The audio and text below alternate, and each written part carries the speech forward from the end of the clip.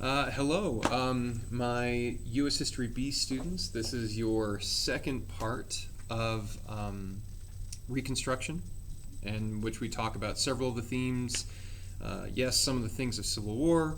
We'll get into those today, but also building up to, I Have a Dream assignment, the Martin Luther King Jr. assignment I've given you, which is going to be due next Monday.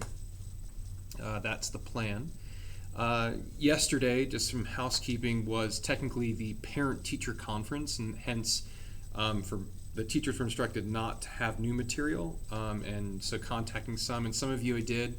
I'm grateful to have heard from some of you. I think with the announcement of COVID-19 causing school to be continued in dismissal until the end of the school year, that had probably one of two effects. One, for many of you, disheartening. Though most of you are juniors, I think disheartening to feel like we sort of knew that that was probably coming, but to hear it be more formalized, it was hard. It was hard. Even my 8-year-old daughter, she was thinking of the seniors here at the high school, and for herself socially. It's third try is usually a time that not only do spring flowers and all that stuff bloom, but I think good friendships and some social activities have a chance to bloom, and that's a sour point for many of you.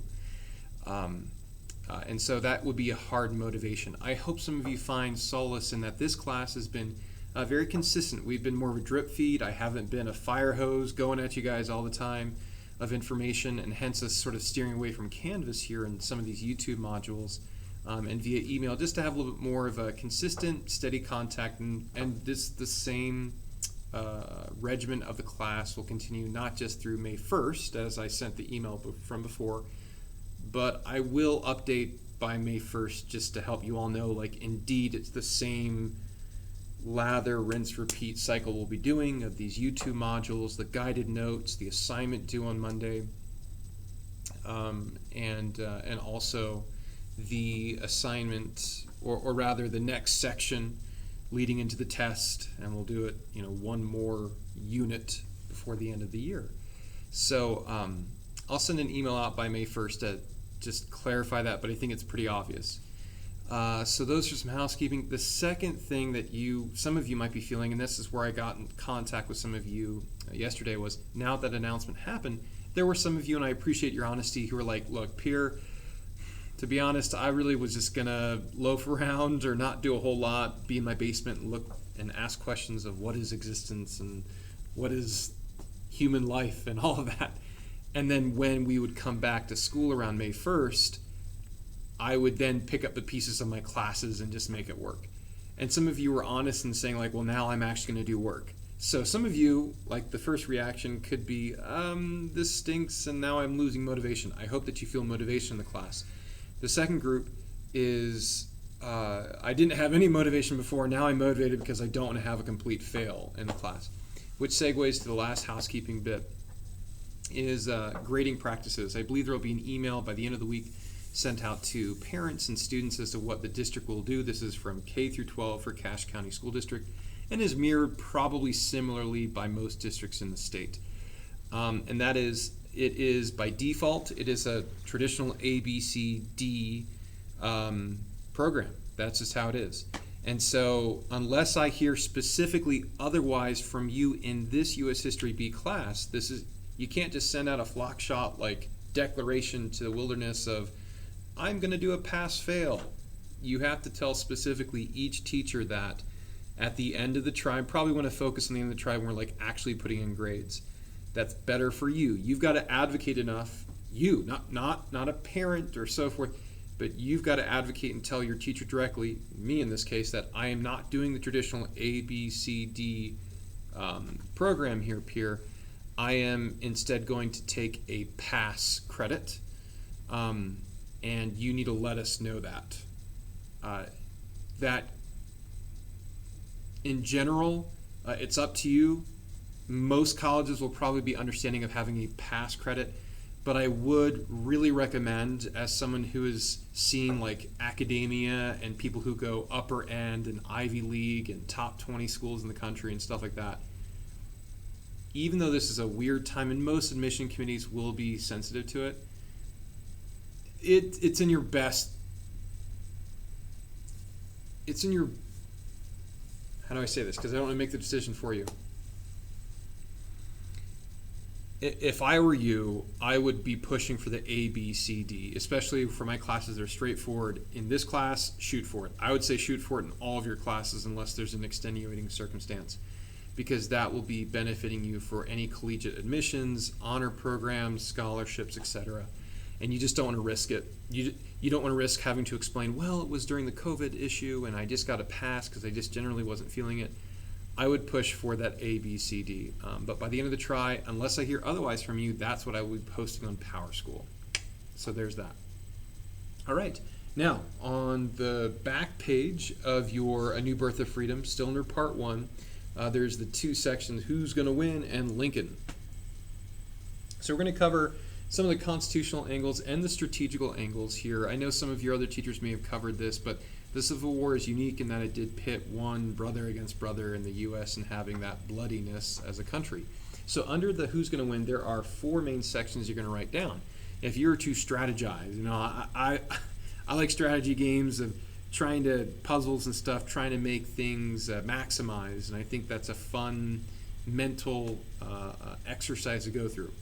Part of that is who would win in this section, you in this corner and in that corner, and so we're going to go through it. The first thing you're going to write down here under Who's Going to Win is population. Population.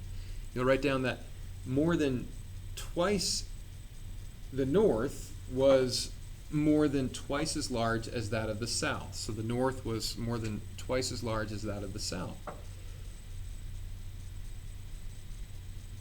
And keep writing same part, that North had nearly 4 times as large of a white population as the South's. So the North had nearly 4 times as large of a white population as the South. So you can look at it either of just general population, but as you learned, some of you did in the South, they weren't mobilizing those who were slaves as much. I mean, there were certain pocket instances, but not generally. And so then you're really comparing apples to apples, those who were actually participating in the battles. Not only is it just generally, if it were everybody, blacks, slaves, etc., and included into the whites in the South versus everybody in the North, that would be a 2-to-1 ratio. North would win in terms of the numbers game. If you were to just cut it out and say only the whites versus the whites, you'd have a 4-to-1 ratio, and that's a stark advantage. And so maybe in parentheses at the end of this say advantage North, sort of in a declarative way. Advantage North. Population, easily they were the ones who were winning it. Just as a context, it's almost as if you were to take the populations of California, Oregon, and Washington and take those same populations against Utah and Nevada. I mean, you can imagine who would win in that. Yes, the California, Washington, and Oregon population versus Utah and Nevada. And that's the numbers game that you had there. But that doesn't mean, we've had before where numbers don't overwhelm an individual. And we'll get into that. But that alone, North had the advantage. Okay, second thing is industrial system, right? So let's look at that topic of industrial system. How did they compare? And Hunter, why don't you tell us about the industrial system of the North? Brooklyn, give us some comments on that. All right, so you want to write down under industrial system, the North had their own manufacturing system. They had their own manufacturing system, whereas the South had to rely on Europe, right? The North had their own manufacturing system, a closed loop system, if you will, more or less, and the South had to rely on Europe. So the North had that as a manufacturing system, the South had to rely on Europe.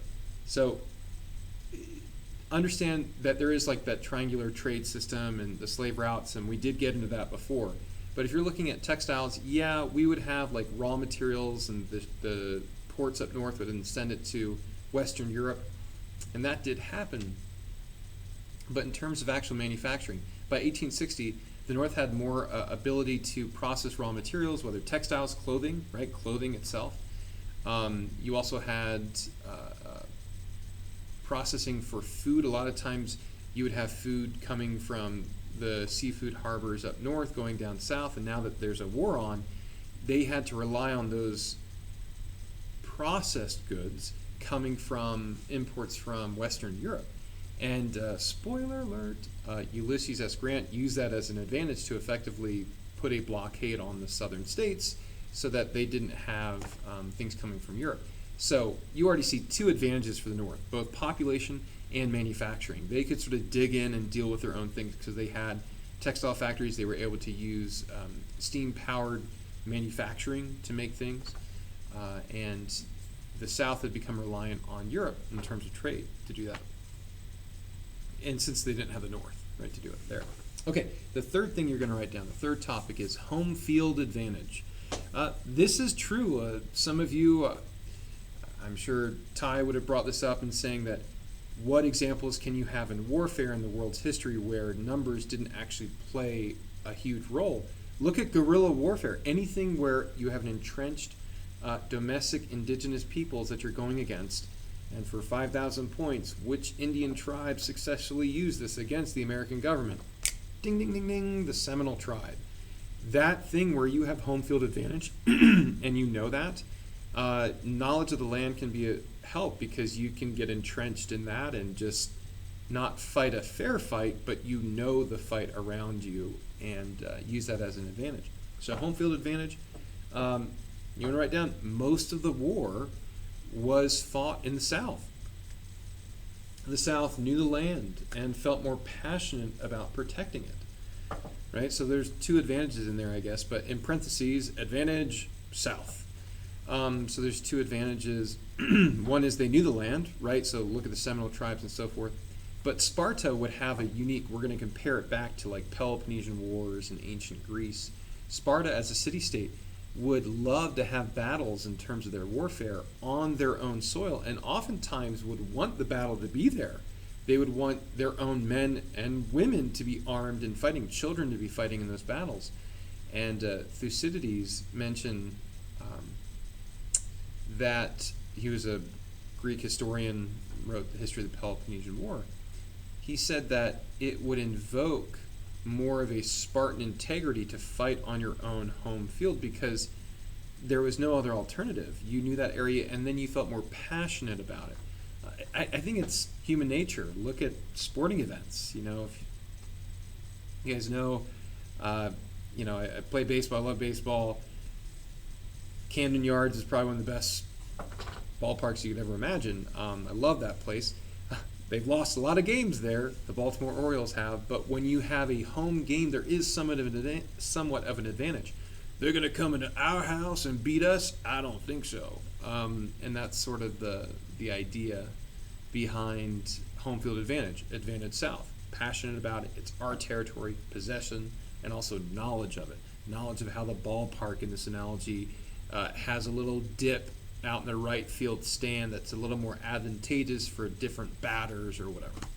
Okay, the fourth and final thing you're going to write down here for who's going to win is brains.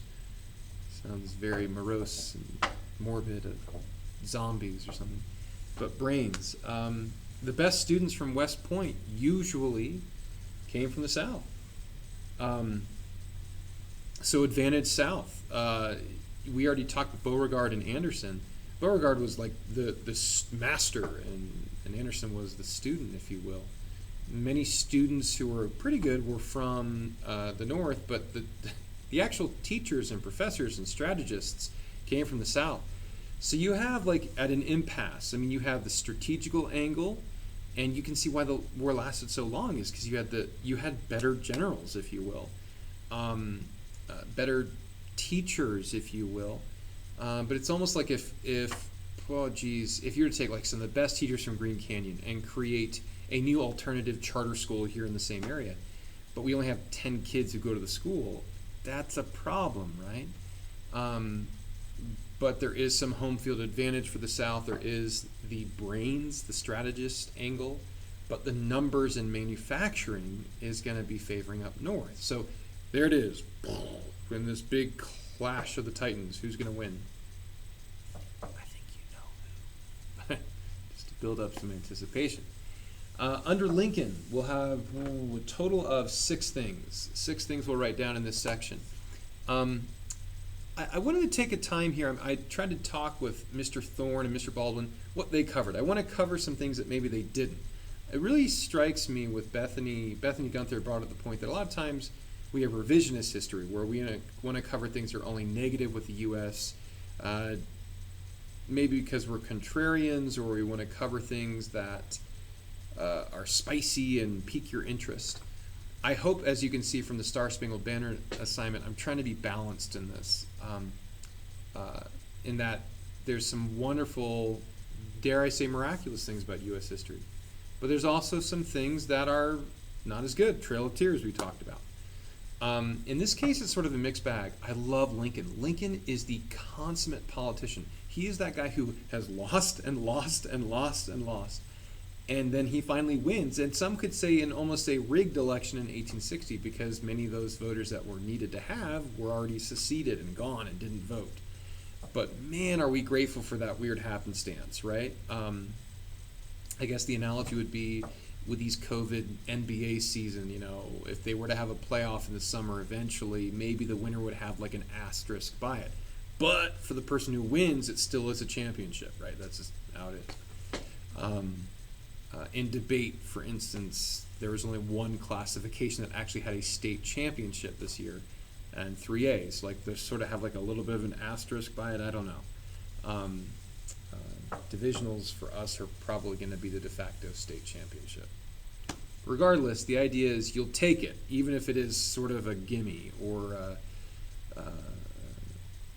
half-baked win. Lincoln got that, and he was a consummate politician, meaning that he spoke out of both sides of his mouth.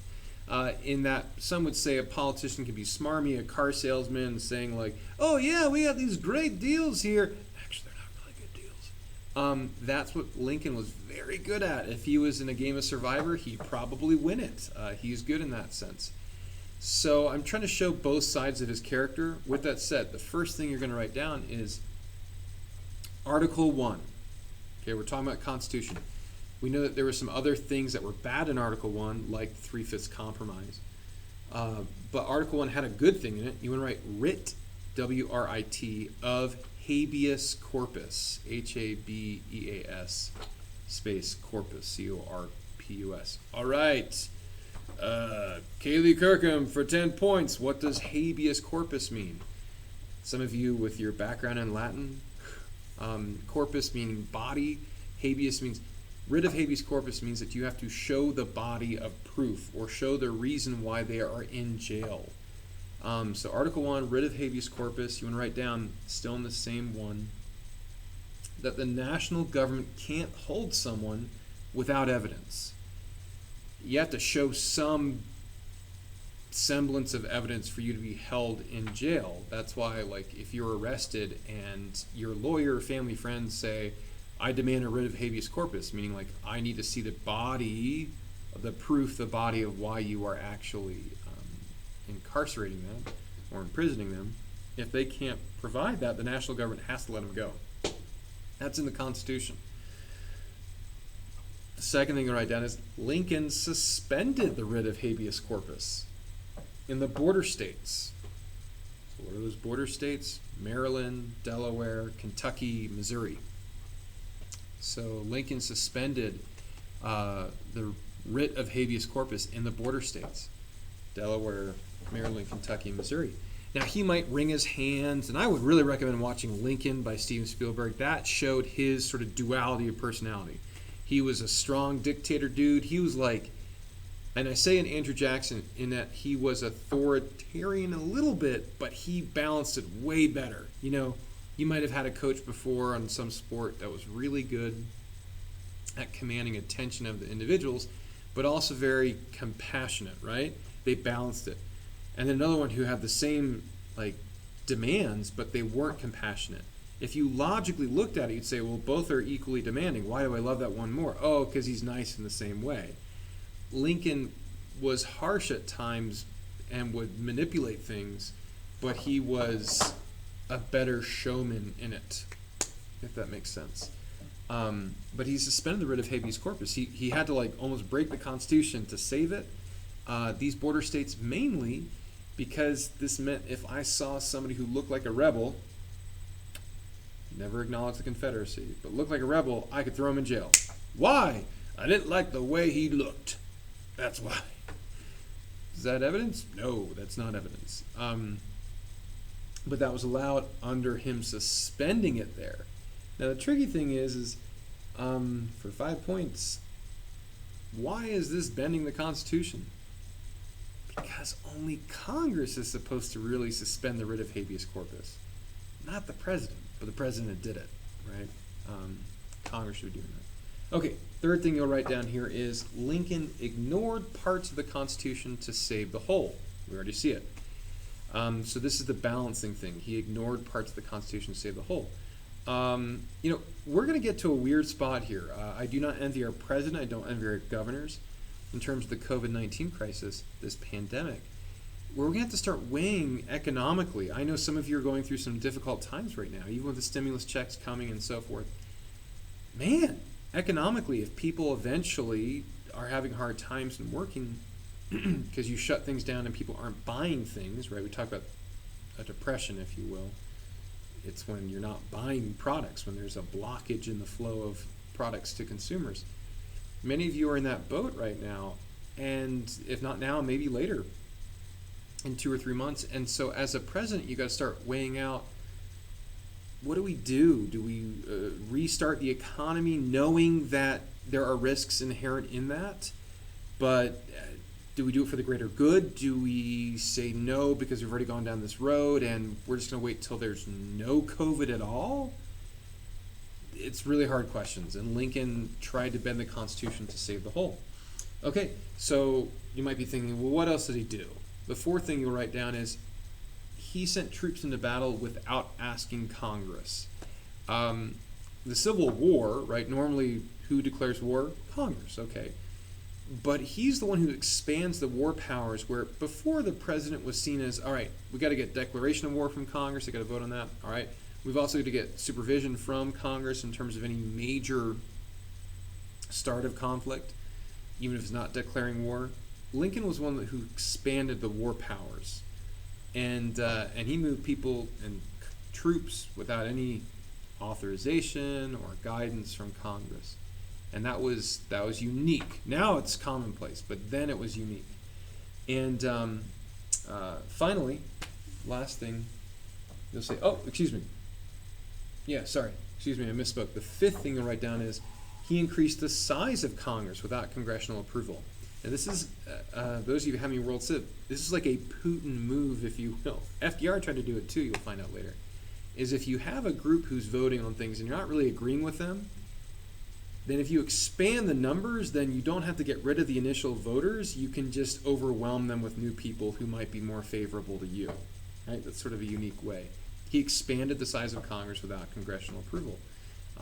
That's sort of unique too. And the final thing you'll write down here is he proclaimed a naval blockade on the South without advice or consent. Treaties, which usually have to do with other countries, etc., you can propose something as president, Article 2, but it has to be approved by the Senate with advice or consent, right? It's pretty generic. And now we see a lot of more foreign diplomatic things done by the president just unilaterally by him or herself. But back then that was unique. And so Lincoln proclaimed a blockade on the South without any congressional advice or consent. So put people and troops into battle without consent. He enlarged their Congress size. He put blockades in the South. And he also suspended the writ of habeas corpus. Controversial decisions, but he tried to do it to save the whole. All right. Next time, what we'll do, tomorrow, I'm sort of condensing it because yesterday with no uploaded new information because of parent-teacher conferences and contact. I'll probably have for your class, I think so. I think we'll have your part 3 of A New Birth of Freedom or Reconstruction uploaded tomorrow. And then the last one on Monday when you turn in your Martin Luther King Jr. assignment. And as we get through it, you'll be like, oh yeah, we're going Civil War, but we're really thematically leading into the Martin Luther King Jr. thing. All right, so have a good one. We'll see you tomorrow.